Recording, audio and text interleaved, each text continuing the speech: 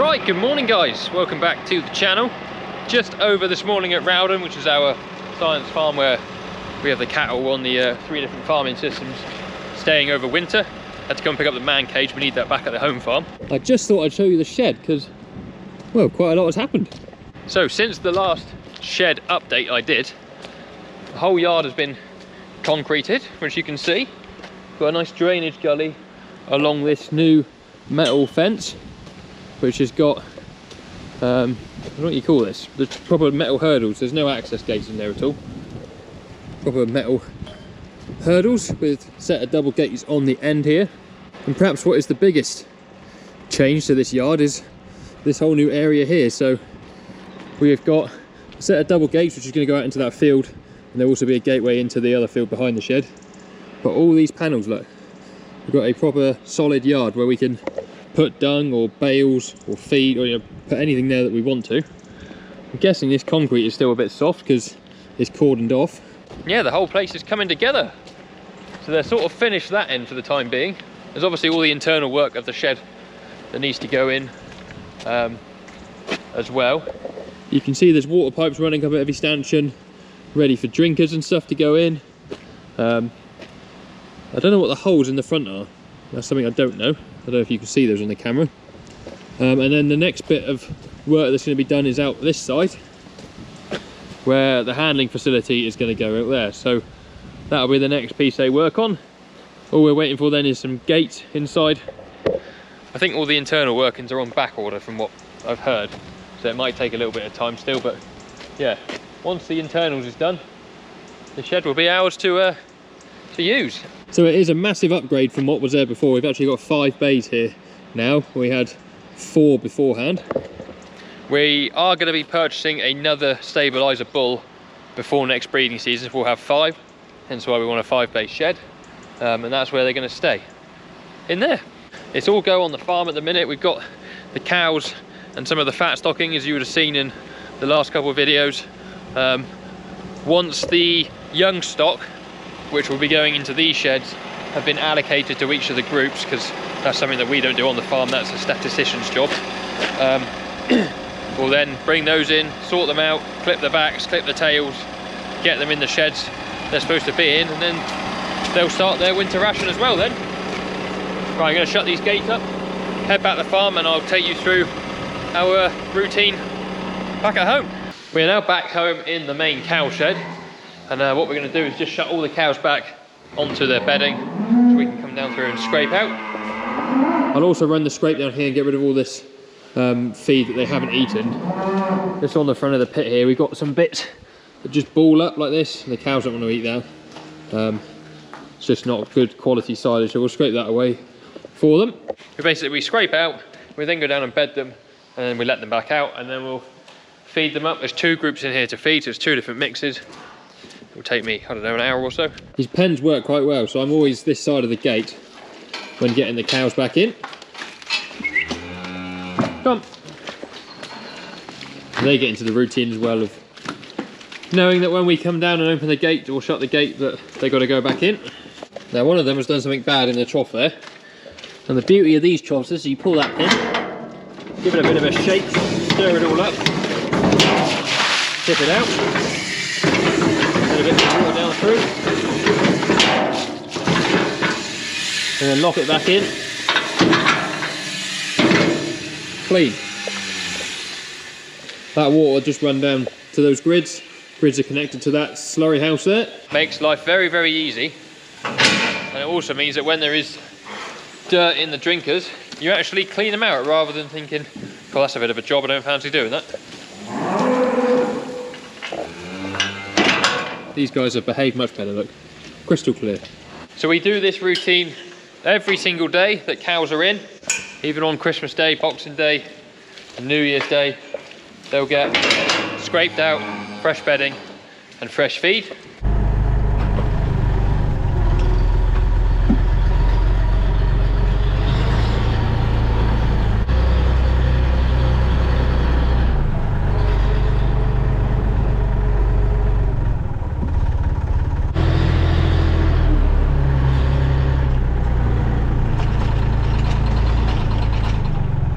And into the straw chopper we go. So we've got a Lucas straw chopper. We unplug it every night down here because we find if we leave it plugged in, even though the box is turned off up here, it will draw power and flatten the battery. So let's just turn this on a minute. There we go. So put the spooling gear here, and any of these buttons do various things. So the joystick is the chute, you go up and down. Then we've got the flap on this one, how aggressive it feeds the rotor. There's a bit of straw left in from yesterday, so we'll go and throw that out a minute, and we'll load it back up, do another bale. Now I'm currently running the chopper in low box, so there's a handle down there, and I'll show you when we get out to load the next bale. There's actually somebody in one of the YouTube comments recommended doing that, for the calves especially, because it's obviously less aggressive and creates a lot less dust. And we do have a few stones in these bales, so we sort of try and feed it nicely around the cows rather than blowing it right on them. Make a bit of a pile wherever they're not standing, they soon spread it about for you. But what's handy in this shed is we haven't got to throw the straw very far, so we can get away with using the low box, whereas the top shed up the other side of the yard, we've got to throw the straw a fair distance. So we do have to use high box for that, but we've got to get out to load the bales in anyway. We can change the handle over when we're getting in and out. Now one job I got to do is not drive into the gates. That will upset me. Rex is in big boots on the wagon there. He's just off to feed a few sheep down in the sheep house. They're just getting a bale of silage chopped up for them. We'll feed the guys up here on a clamp silage probably after lunch. They've got a little bit there left they can pick out for a while. We'll load up another straw bale and head up the other side of the shed. Now quite rightly in the last video somebody said I ought to be wearing some gloves whilst handling the straw because we do get a few rats living in it. So I've been and found myself my yellow gloves, so that'll keep me safe from touching any rat urine, which is pretty disgusting. Also, I'm sure a lot of you are gearing up to do winter work now with your various tractors.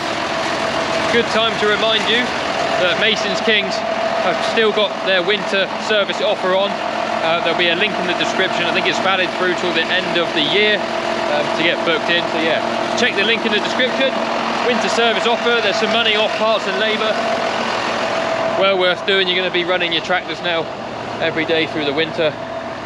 Might as well make sure they're serviced and going to last through it.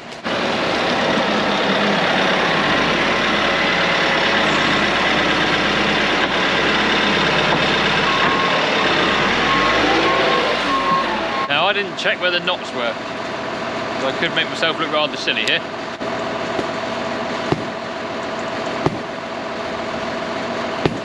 Got away with it.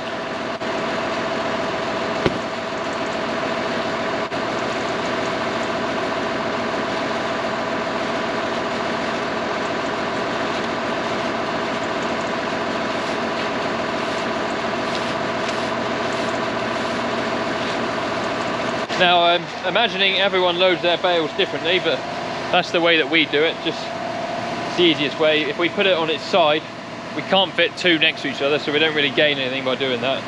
As long as the knots are on the top, cut the string at the far end, you can pull it all out really nice and easy. Right, let's go bed these up. There she is. Right, now that we're done throwing straw about, thank you, cow. Just made you a nice clean bed for you to do that on. Now we just go and do the reverse of shutting them back. Just obviously letting them out. They do eat a fair bit of it, to be fair to them. It's good fibre for them. Eat a bit of straw. No cow, if you had horns you'd look like a Highland.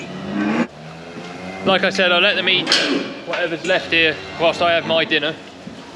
And then I'll come and feed them some fresh stuff afterwards. Once we have more animals back here housed, so all the heifers and whatnot will be on a much more stricter morning routine. At the minute we're sort of doing everything as and when it needs doing, but in the essence of getting it done with time in the day to do some other stuff, it'll be first thing in the morning, scrape out, bed up, feed up, then we've got the rest of the day to do whatever. I'll take you in the calf shed after I've done the feeding later on and talk you a bit through what's going on in there, but it will free up a lot of time now that calves are starting to be weaned left, right and centre. They really are growing. I'd like to weigh them. Perhaps we'll get a chance to do that this week. It all depends on what else is going on. If we get allocations back for the young stock, we'll probably end up housing them, although that might be next week now. We've got a TB test looming in a couple of weeks. I would like to bring you some footage of TB testing, show you what goes on with that, but we'll have to see. One thing that we really need to address in this shed is the lights. So currently I've got all the lights turned on, and you can see there's not a single one on that row that is working. We've got a couple missing on that row, we've got a couple missing on the back row, and then like the old halogen tubes. There was talk of upgrading it all to LED lighting over the summer, but it never happened. Perhaps that'll be a thing to aim for next year. All finished with this machine now. Just been and had my dinner, so we're now going to jump into the 6620 Sport. One of only one in existence, I believe. Right, let's fire up this old bus. Oh, what a sound.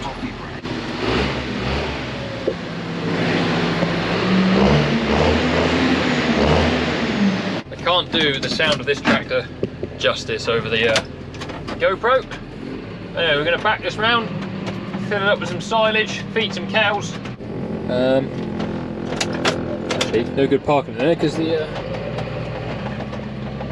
shear grab is behind me that I need to get at. Our cows have just come inside last week, so they're on a fairly basic ration of 1 bale of hay and then some very average pit silage.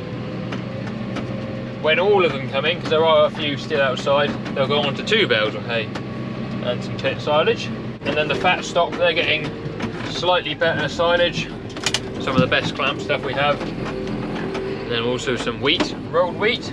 We'll get a bale of hay and chuck in, and then we'll put that shear grab on and cut out some silage and chuck in for them as well. But yeah, basically this one, press it on, turn on.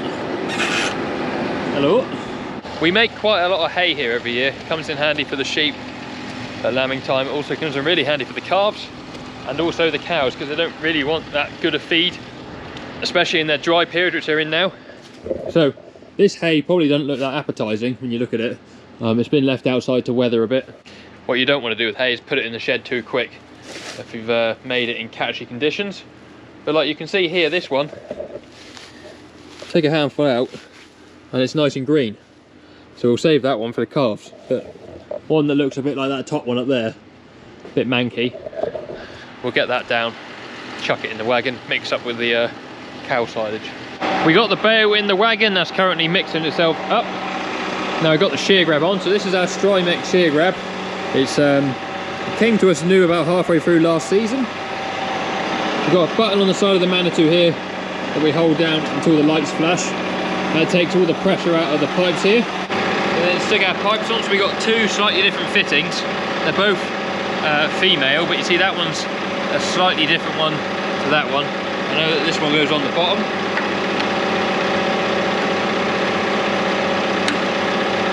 Another one on the top. Turn the tap. What we do then is make sure that that is that side of the bracket. It doesn't get caught in anything here then.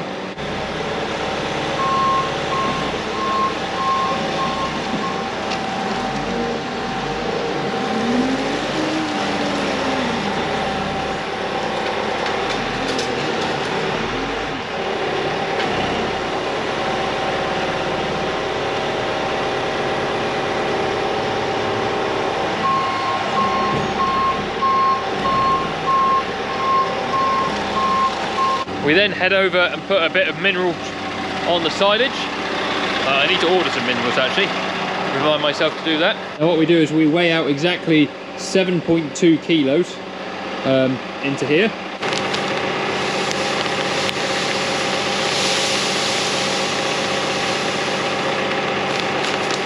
bang on every time. And then we put that in the wagon, let it all mix itself together.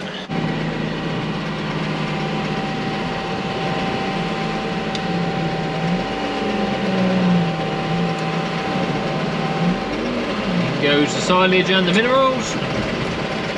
Now I need to put a couple more grabfuls of silage in, so I'll get that done and we'll catch up when we go feed him. Mixing.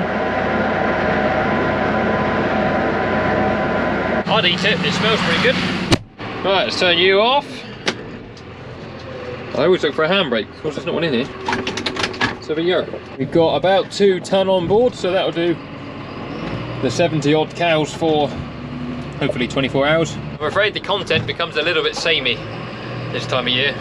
Spend a lot of time doing yard work, and because we're going away for 3 weeks, I want to try and get ahead of it on some videos so that you guys have got something to watch whilst I'm away. We'll film a bit whilst we're away, and we might do a couple of live videos or something, but yeah, just don't want to lose the consistency of uploading. I didn't film any of that feeding because I completely forgot, but we've got a load of another mix now, so we're actually on the better clamber silage here, which is pit 1 behind me. So we'll load some of that in for the fat cattle, the technos that we bought inside. We'll get a bit of the rolled wheat and put in as well, and then I will definitely film chucking that out, and then you can see how happy the cows all are with their grub. So here is our rolled wheat. You can see all the little white flecks in it where it's been squashed between the rollers. I hope you can see it anyway. Now the first little bit we put through the roller mill, I went through nearly whole, I would say, because like a lot of people this year, we really suffered in the dry spell at the ear fill stage for the wheat. So when it should have been growing nice plump grains, everything just shut down because it was so hot and dry. And as a result, we got quite small grain wheat. But Dan's done a really good job actually of managing to mill it up as well as he has. What we should have is a lot like this. This is where the bottom of his auger sat, where some of the flour was sieved out through.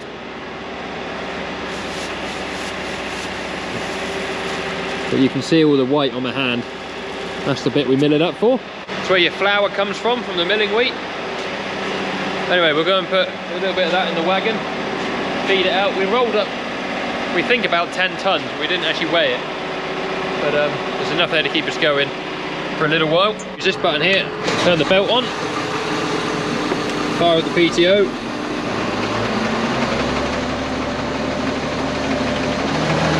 Open the door slightly. Feed will start to appear.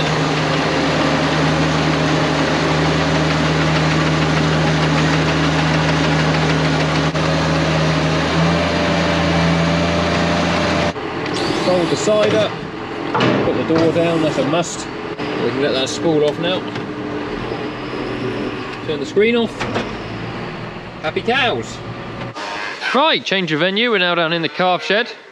I've just come down, I'm going to spread this hay about here. So most of this is good, and then the bit on this pile here is sort of the outside layer that they don't really eat. So I'll chuck that over there for bedding for them lot. But you can see I put new hay here this morning for all these guys, and they just decimate it now. They are eating so much of it, which is good. You're doing a good job, aren't you, boys? They're all nice and friendly, which is nice as well.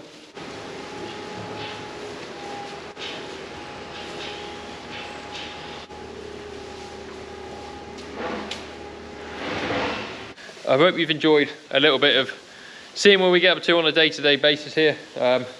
We're just sort of easing ourselves into winter. It's going to get a bit more full on soon. We've got a big storm supposedly coming this week, so that might force our hand to housing a few more animals, but we'll see how we get on. Thank you very much for watching. As always, please give the video a thumbs up. If you're not a subscriber, please do think about subscribing. It costs you nothing, it's totally free, helps me out loads, get my videos out to more people to see. Big thank you as well to Mason's Kings for being the video sponsor. Their links are down in the description, along with all my other social links. Check those out if you want to. We'll see you guys on another video very soon. Cheerio.